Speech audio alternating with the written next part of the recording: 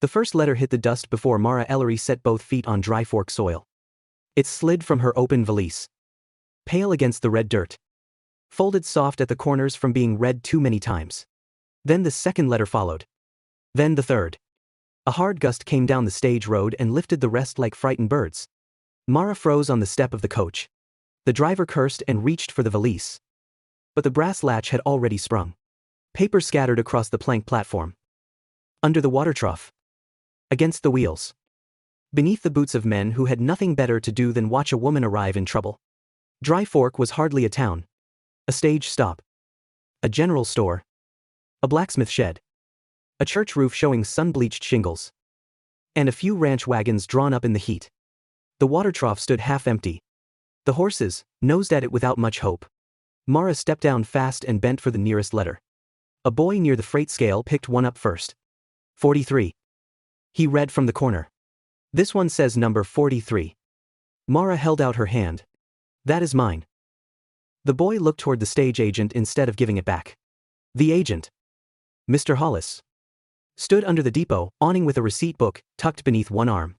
He was a narrow man with a collar too clean for the road and eyes that moved first to baggage. Then to money. Hold there. Miss Ellery, he said. Your freight fee has not cleared. My passage was paid through the agency. Passenger fare was paid. Freight was not. It is one valise. It rode as baggage from Abilene. From there west. It rode as freight. Different line. Different charge. Mara looked at the open valise. The letters. The rolled dress. The small sewing bundle wrapped in cloth. And the bone measuring stick her father had carved for her when she was 12. Everything she owned was lying in public. How much? She asked. $6.80. She had $1.09. A few men near the trough heard the number and turned with open interest. A woman at the general store window stopped arranging bolts of fabric and looked out. Mara kept her back straight because there was nothing else to do with it. I can pay after I reach the Rourke ranch. Hollis opened his receipt book. Can't release goods on a promise. I am expected. Yes. By Caleb Rourke. His mouth tightened around the name. That is why I am being patient. Another gust moved through the platform. A letter skidded near a wagon wheel. Mara caught it with her boot before it could blow away. She bent. Picked it up. And saw Caleb's handwriting across the fold. Not pretty writing. Plain. Even. Careful. The kind of writing a man used when he meant to be understood. She had crossed half the country on that handwriting. Now, strangers were reading it off the ground. A wagon rolled in from the west with 2 water barrels lashed to the bed. The team was dusty. And the man driving them had his sleeves rolled to the elbow. He was not dressed for meeting a bride. His hat was sweat dark at the band. His shirt was patched at one shoulder. His hands looked like they belonged to fence wire. Rope? And weather. He stopped the wagon hard when he saw the letters. His eyes moved from the scattered paper to Mara. Then to Hollis. Mara Ellery? He asked. She turned. He climbed down slowly. Not like a man uncertain of himself. But like a man careful not to startle a horse. Caleb Rourke. She said. Yes. Ma'am. No smile. No reaching for her hand before she offered it. No looking her over the way some men on the journey had looked. He took in the valise. The receipt book. The letters in the dirt. And the boy still holding one that did not belong to him. Give it back. Caleb said. The boy did. Caleb crossed the platform. Bent. And began gathering the letters himself. 1 from beneath the trough. 2 from the wheel rut. Another from beside a horse's hoof. He did not read them. He dusted each one against his sleeve and placed it back in the valise. That was the first thing Mara noticed. He did not read what he had already written. Hollis cleared his throat. There is a charge. Caleb stood. I heard. $6.80. For one valise. Line fee. Caleb looked at the receipt book.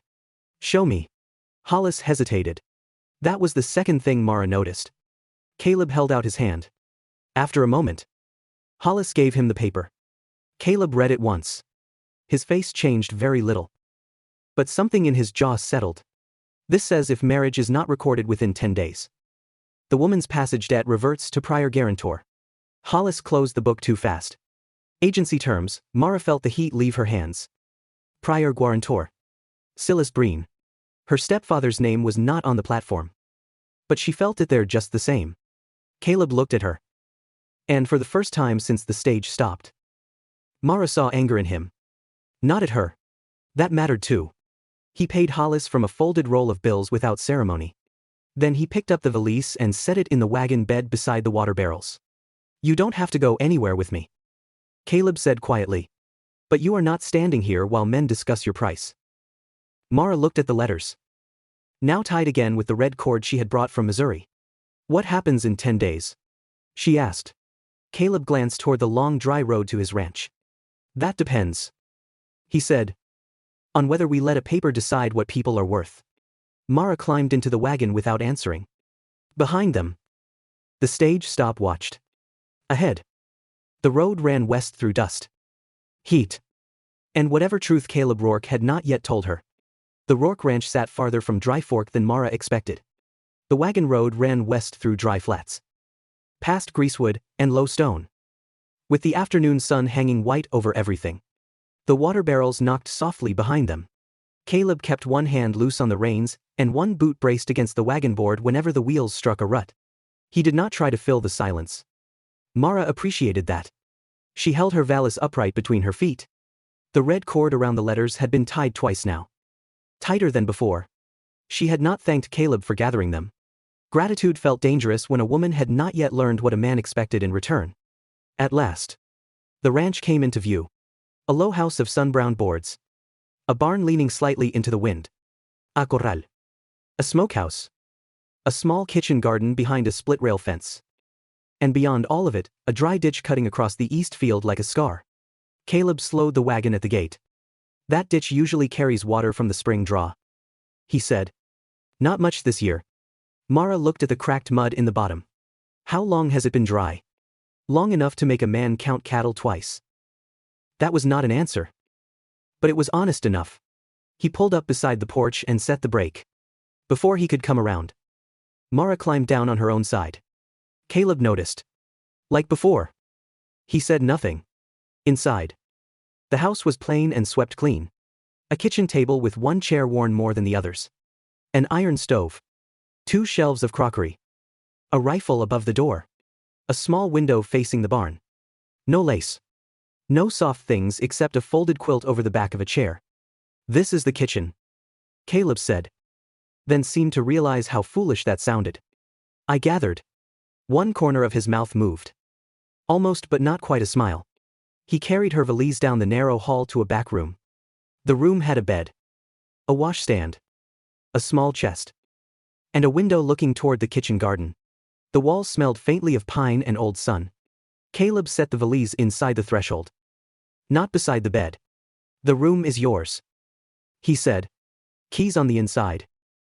Mara looked at the door. A brass key hung from a nail near the latch. Inside? She asked. Inside. And, you have another? No. She looked at him then. Caleb stood in the hall with his hat in both hands. Dust on his sleeves. And the tired patience of a man who knew words could either build a bridge or break one. If you stay here, he said, it will be as a hired woman until you decide otherwise. Wages. Room. Board. If you decide to leave, I'll take you back to Dry Fork or farther if needed. The agency paper says 10 days. The agency paper can wait outside. Papers do not wait outside. Mr. Rourke. They follow. I know. Something in the way he said it made her pause. He knew more about following papers than he wanted to say. Mara stepped into the room and touched the edge of the washstand. The wood had been scrubbed clean. But there was an old burn mark near one corner. I read your letters, she said. Caleb looked up. All of them. More than once. I hoped you would. Most men write what they need. A cook. A wife. Help with stock. Sons, someday. She turned back to him. You wrote about what you had. Land? Work. A roof. Quiet. A choice to try. He shifted his hat in his hands. That was the truth as I knew it. And today, it is still the truth. With a dry ditch added. Mara looked toward the window. where the matted brown line of the ditch ran beyond the garden. "I can work," she said. "I can sew. I can mend harness cloth. Curtains. Shirts. I can keep accounts if the numbers are honest. I can cook simple food. But not fancy. I learn fast when a person tells me the truth instead of pretending not to see what I lack. I can do that. I am not fragile. I did not say you were. No. But men sometimes act kind when they mean breakable." Caleb's face went still. Mara hated that she had said too much. And hated worse that she meant every word. After a moment, he nodded. "Then I will try not to mistake patience for pity." That answer settled in the room more quietly than a promise. By late afternoon, Mara had unpacked half her valise. She placed the letters in the bottom drawer, still tied with red cord. Her sewing bundle went on the chest. The bone measuring stick she tucked beneath the pillow before she thought about why. In the kitchen, Caleb showed her the stove. "Runs hot on the right," he said. "If you set a pot there, it will punish you for trusting it." Despite herself, Mara almost smiled. He showed her where flour was kept, where coffee sat, how the water barrel outside was rationed, and which latch on the pantry stuck. He did not hover. He did not praise every small thing she did as if she were a child tying a ribbon. At dusk, he took her to the barn. A bay horse lifted its head from the stall. Caleb rested a hand on the rail. "This is Amos," he said. "Good horse. Proud of his own opinions." Mara stepped closer. Amos shifted his weight. Caleb's voice stayed low, not straight at his face. "Come from the shoulder. Let him know where you are." Mara did as he said. The horse breathed warm against her sleeve and did not pull away. For the first time all day, her grip loosened. On the way back to the house, she noticed a covered shape in the corner of her room through the open window. Something with a treadle base under a canvas cloth. "Is that a sewing machine?" she asked. Caleb stopped walking. "It was my mother's." "You did not mention it." "No." "Why?" He looked toward the darkening east field. "Some things sit quiet, so long a man forgets they are still waiting." Mara said nothing. Inside her room later, with the door closed and the brass key turned from within, she lifted the canvas. The machine was old but sound. Beside it lay a bone measuring stick, finer than hers, worn smooth at the edges. Initials were carved near the end. C.R. Caleb Rourke's mother. Or someone else. Mara stood in the lamplight, holding the measure, and understood the room had a history Caleb had not given her yet. Outside, the dry ditch waited in the dark. Inside, the key stayed in her hand.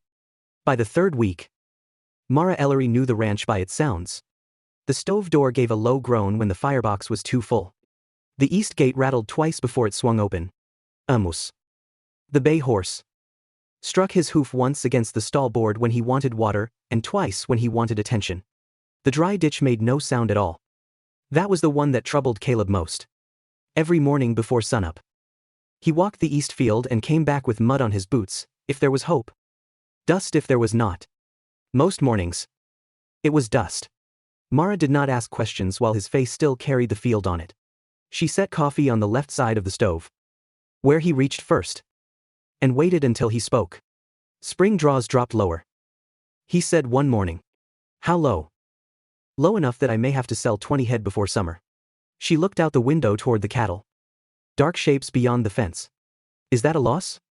"It is a choice between a smaller herd and a dead one." That was ranch math. Hard. Plain. And not interested in comfort. Mara understood that kind of math. She started with the house because the house was work she could claim without asking. She mended Caleb's shirts, patched 2 flour sacks, cleaned the stovepipe, and made labels for the dry goods from bits of brown paper.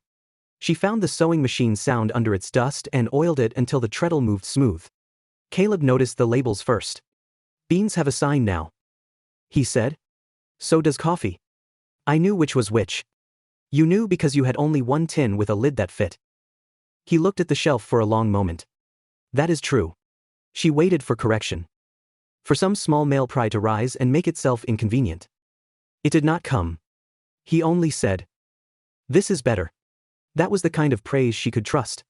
2 days later, he took her into the cattle pen. Do not step behind them, he said. Do not crowd the shoulder. Let them see you before you ask them to move. I know how to listen. To people. To anything that can knock me down. His mouth twitched. But he did not laugh.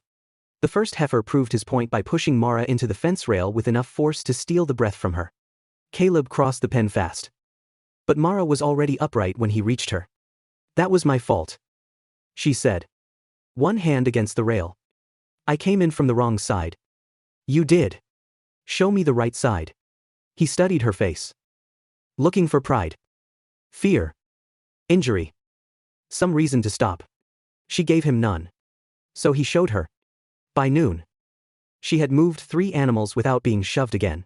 Her shoulder ached under her sleeve. But she did not mention it. Caleb did not pretend not to see.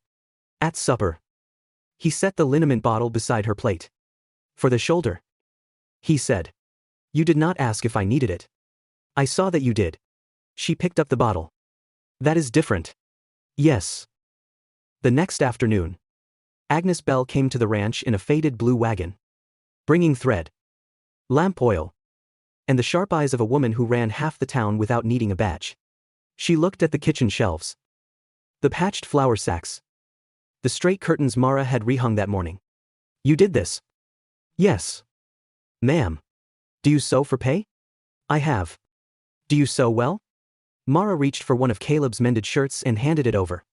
Agnes turned the seam inside out. Tested the stitch with her thumbnail. And gave a short nod. Good enough to charge more than you probably do. Caleb. Standing by the door. Said nothing. Agnes saw that too. I need flour sacks marked for store weight. She said. Curtains for the back room. Maybe coat work before winter. I do not work for favors. Mara said. Good. I do not pay in favors. They agreed on a price at the kitchen table. Agnes wrote the number cleanly. Mara wrote her own name beneath it. Not Ellery under contract. Not future Mrs. Rourke. Mara Ellery. When Agnes left, Mara saw a small parcel tucked under the sewing machine cover. Thread. Machine oil. Needles. Good ones. She looked toward the yard. Caleb was at the pump. Pretending to be busy with a bucket. Did you buy these? She asked. He did not lie. Yes. Why give them through Agnes? So the work could start without you feeling watched. That answer should have eased her. It almost did. That night. Amos went lame. Caleb found it near midnight, and Mara woke to the barn lantern moving across the yard. She wrapped her shawl tight and went out. Caleb was kneeling beside the horse. One hand on the swollen leg. His voice low and steady. What do you need? Mara asked. Lantern closer. Clean cloth. Brown bottle on the shelf. She brought them. For an hour. They worked without speaking much. Caleb wrapped the leg. Mara held the light. Amos breathed hard. Then easier. The barn smelled of straw. Liniment. And cold iron. When it was done. Caleb sat back against the stall wall. He matters to you. Mara said. Yes. She looked at his tired hands. Some things are worth more than their use. He looked up then. And the silence between them changed. Not sweet. Not simple. But honest. The next morning. While looking for more cloth in the pantry. Mara found the iron cash box half open. Inside lay the agency receipt. Paid in full. Beneath it was her name. And Caleb's signature. Mara stood over the iron cash box with Caleb's signature in her hand. The agency receipt had been folded once. Cleanly. No dust on it. No coffee stain. No sign it had been forgotten. Paid in full. It said across the bottom. In Mr. Hollis's narrow writing. Paid by Caleb Rourke. For Mara Ellery. The house was quiet around her. Outside. Caleb was at the barn with Amos. Checking the horse's leg in the thin gray before sunrise. He had not hidden the cash box well. That bothered her more than if he had. A hidden thing found by accident felt like a betrayal. A half-open thing felt like a test. She put the receipt back exactly where she found it. Then she saw the second paper. It lay beneath the receipt. Folded twice and sealed only by habit. Not wax. Her name was written on the outside. Mara should have left it. Instead. She opened it. I Caleb Rourke. Release Mara Ellery from all debt. Claim. Agency obligation. Marriage expectation. Or household service connected to fees paid on her behalf. The words blurred for half a breath. She read them again. It was not ownership. It was the opposite. That should have settled her. It did not. Because he had still done it without asking. At breakfast. Caleb noticed the difference before she spoke. He set down his coffee. You found the box. Yes. I meant to tell you. When? He had no answer ready. That was honest. At least. Mara stood by the stove with the morning light behind her. You paid the agency debt. I did. With what? His jaw tightened. 3 calves from the fall lot. 2 already promised to market. The herd you may have to cut because the ditch is dry. Yes. She let that sit between them. Caleb looked tired. Not from the night with Amos. From the thing he had known would come. I paid it so they could not call you back under Breen's name. He said. Hollis's receipt gave the agency 10 days. After that, the debt reverted to prior guarantor. I would not let that happen. You would not let it happen. The words came out too sharp. He heard the edge and did not defend himself fast enough. That was one of his better qualities. Today, it only hurt more. Mata. No. Let me know it the way I know it. He went still. I came here because every road behind me had a man's name nailed across it. She said. My father's house became Silas Breen's house. My mother's fear became his permission. My passage became an agency debt. Now my freedom is a receipt in your box. That paper releases you from me. You still made yourself the man who could release me. Caleb took the blow in silence. Outside. A wagon rattled at the gate. Neither of them moved. Agnes Bell's blue wagon stood beyond the porch. But Agnes was not alone. Beside her rode a man in a dark town coat. Too fine for morning dust. Mr. Hollis stepped down with a leather folder under one arm. Behind them, Wade Harker leaned against his saddle near the road. Smiling like he had come to watch weather break. Caleb opened the door. Hollis removed his hat. Mr. Rourke. Miss Ellery. Sorry to call early. No. You're not. Caleb said. Hollis's smile thinned. The agency has reviewed the arrangement. Marriage has not been recorded. Payment irregularities have been noted. Until proper status is entered with the county clerk. Miss Ellery remains under contractual question. Mara stepped onto the porch. I am standing right here. Hollis looked at her as if that were an inconvenience. Yes. Ma'am. Agnes stayed in the wagon. Her face hard. Caleb's hand rested on the doorframe. Her debt is paid. By you. Hollis said. That creates its own question. Wade Harker chuckled from the road. Towns had questions for weeks. Mara looked at Caleb then. For one dangerous second. All the papers. All the gossip. All the old fear came together into one ugly shape. A man paying. A woman being discussed. A town deciding what she was before she did. She went inside. Took the agency receipt and Caleb's release paper from the cash box. And came back with both in her hand. Caleb looked at the papers but did not reach for them. Good. I am going to Dry Fork. Mara said. His face changed. Barely. Enough. I'll hitch the wagon. No. I am going with Agnes. Agnes climbed down at once. As if she had been waiting to be useful. Caleb's voice stayed low. Mata. The county clerk can settle this. Yes. She said. He can. But not with you explaining me. That landed harder than she meant it to. Caleb took one step back. Wade Harker smiled wider. Mara hated him for being pleased. She packed before noon. Not everything. Just the sewing bundle. The red-tied letters. The bone measuring stick. And 2 dresses. The room with the inside key looked smaller when she was done. At the door. She stopped. The brass key still hung from the inside nail. She took it down. Placed it on the washstand. And left the room unlocked. Caleb waited beside Agnes's wagon. He did not ask her to stay. That almost undid her. Almost. I will be at the back room of the general store. She said. I know. I am not running. I know. Do you? He looked at her then. Full and steady. With no defense left. I hope so. He said. I am trying to learn the difference. Mara climbed into Agnes's wagon. As they pulled away, she looked once toward the east field. The dry ditch cut through the land, empty and hard under the sun. Behind her, Caleb stood in the yard with his hat in his hands. For the first time since she arrived, the road between them felt longer than Missouri. Dry Fork watched Mara Ellery walk into the county clerk's office with 2 papers in her hand and no man speaking ahead of her. That was not how the town preferred things. The clerk's office stood beside the church. Small and square, with a warped door and a window filmed by dust. A county notice board hung outside. Land tax dates, water hearings, stray cattle marks, and one printed warning about unpaid agency contracts fluttered under a rusted nail. Mara stopped beneath it. Her name was not there. Not yet. Agnes Bell stood beside her, one hand on the sewing bundle. You ready? No. Good. Ready people talk too much. Mara almost smiled. Inside, Mr. Hollis waited with his leather folder.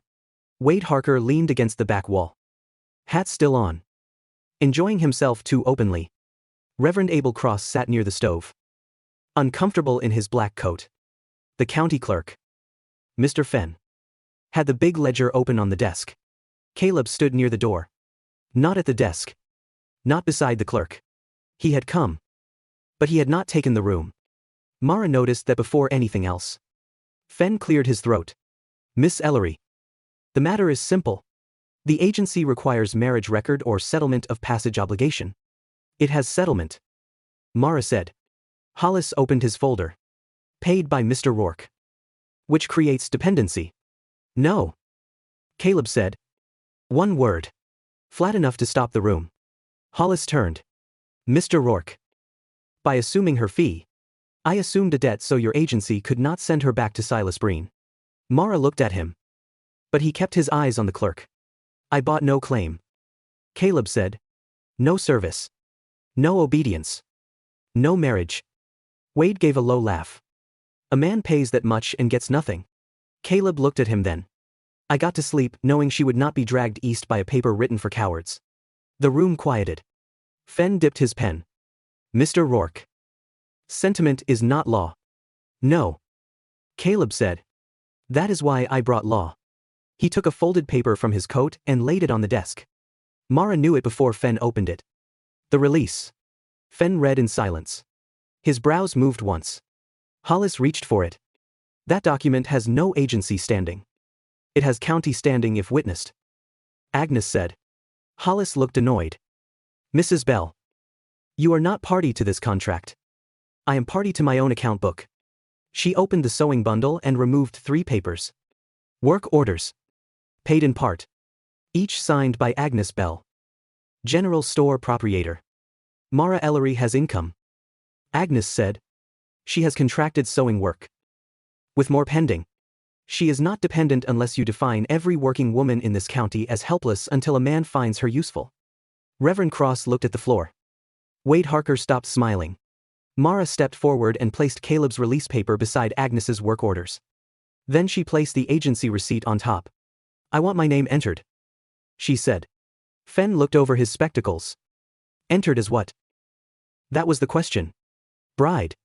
Dependent. Contracted woman. Runaway. Trouble. Mara had worn too many names men gave her, because it saved them the labor of learning the right one. She set her bone measuring stick on the desk. The old polished thing lay across the county ledger, like a line drawn straight. As seamstress, she said. And ranch worker. Wages pending from Mr. Rourke for 3 weeks' labor. Separate from any marriage arrangement. Fenn glanced at Caleb. Caleb did not answer for her. The silence stretched. At last, he said. She earned wages. Amount? Fenn asked. Caleb named it. Mara looked at him sharply. It was fair. More than fair.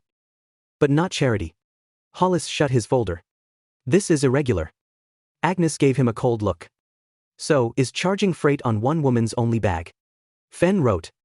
Mara watched the pen move across the page. Mara Ellery. Seamstress. Ranch worker. Account held in own name. The words were plain ink. No bell rang. No one apologized. But the page held. Fenn pushed the ledger toward her.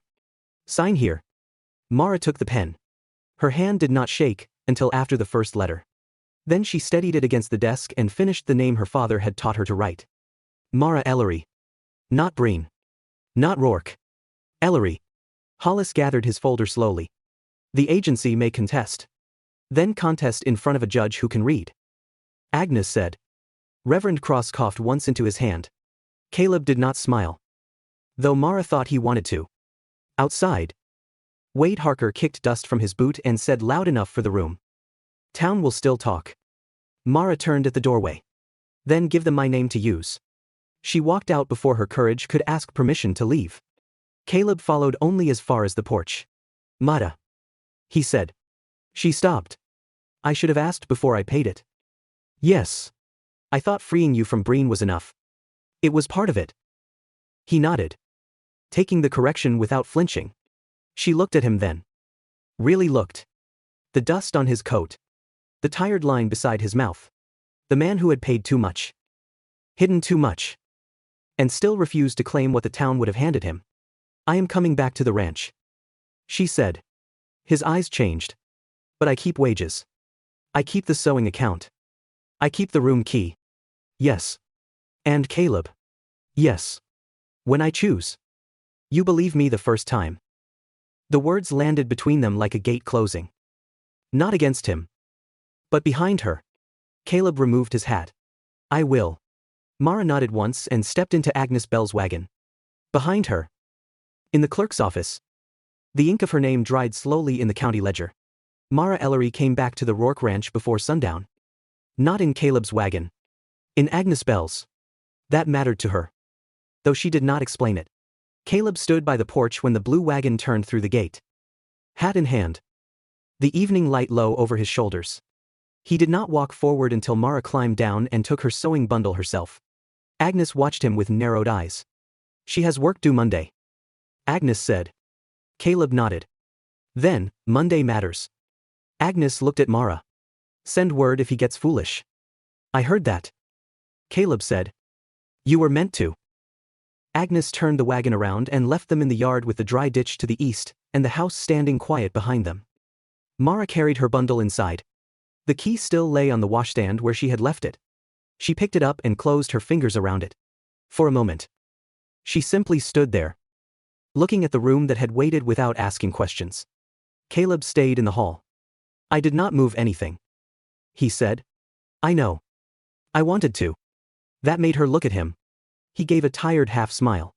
I wanted to put the key back on the nail. Then I figured that was your decision. It was. She hung the key on the inside nail herself. That was how the second waiting began. Not cold. Not broken. Just slower and more honest. Mara worked for wages at the ranch by day and sewed for Agnes by lamplight. Caleb paid her every Saturday from the cash box. Counted into her palm. Clean and exact. She kept her own account in a small brown book Agnes had given her. The first time Caleb saw the book. He did not ask to read it. He only said. Need more ink? Yes. He brought some from Dry Fork on the next supply run. The town did not change all at once. Mr. Hollis tried once to file the agency claim again, at the county clerk's office. Mr. Fenn refused it after reading Caleb's release paper and Agnes Bell's work orders. By noon. A new notice appeared on the board beside the church. No agency claim would be entered in county record without the woman's own signed consent. People stopped in front of that board through the afternoon? Most said nothing. By sundown. The nail hole where Mara's warning notice might have hung sat empty in the wood. Plain enough for the whole town to understand. The ditch took longer. Caleb had sold part of the fall calves to clear the agency debt. And now the ranch felt the cost. There were fewer cattle in the west pasture. The work team pulled harder. Twice. Caleb came in after dark with mud to his knees and no water following him. On the third week, Mara went with him. The east ditch was choked with roots. Stone. And a collapsed timber gate near the spring draw. Caleb had been trying to clear it alone. You should have asked. She said. You had orders due. So did the ranch. He looked at her then. Properly ashamed. They worked until the sun dropped behind the ridge. Caleb lifted stones. Mara cut roots and marked the slope with her measuring stick. It was not made for waterwork. But a straight line was a straight line.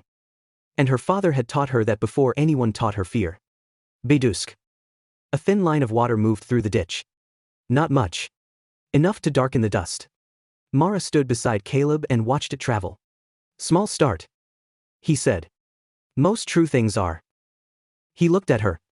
But she kept her eyes on the water. By the end of the month, her sewing orders had outgrown the kitchen table. Agnes cleared the back room of the general store and put up a narrow board above the door. Mara Ellery Sewing and Repair. The letters were plain black paint. No curls. No fancy border. Mara touched the sign once after Agnes left the room. Her name looked different when it did not belong under anyone else's sentence. Dry Fork changed by inches. A ranch hand brought 2 shirts for mending and paid without joking. The blacksmith's wife ordered curtains. Mr. Fenn, the county clerk, sent a torn coat through Agnes with the money folded inside the sleeve. On the receipt, he had written her name correctly. Mara Ellery. No note about agency. No note about Caleb. Just the work and the woman who had done it. Then Mrs. Calder from the South Road came in with a bolt of brown cloth and placed 3 silver coins on Mara's counter. Deposit, she said. For 2 winter shirts. Your name goes on the receipt. Not Mrs. Bell's. Mara wrote it slowly. Mara Ellery. The ink dried while Mrs. Calder waited. And when she took the receipt, she folded it with care. That was the first money Dry Fork placed directly into Mara's hand without passing through someone else's authority. Wade Harker still talked. But one afternoon, when he made a remark near the flour bins, Agnes laid Mara's account book on the counter and asked if he wanted his opinion entered as credit or debt. He left without buying nails. By late autumn, the ditch held enough water to keep the remaining herd.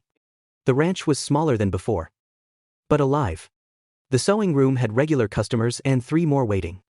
Mara's brown account book grew heavier with figures written in her own hand.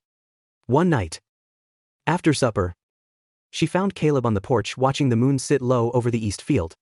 I do not need more time, she said. He went very still.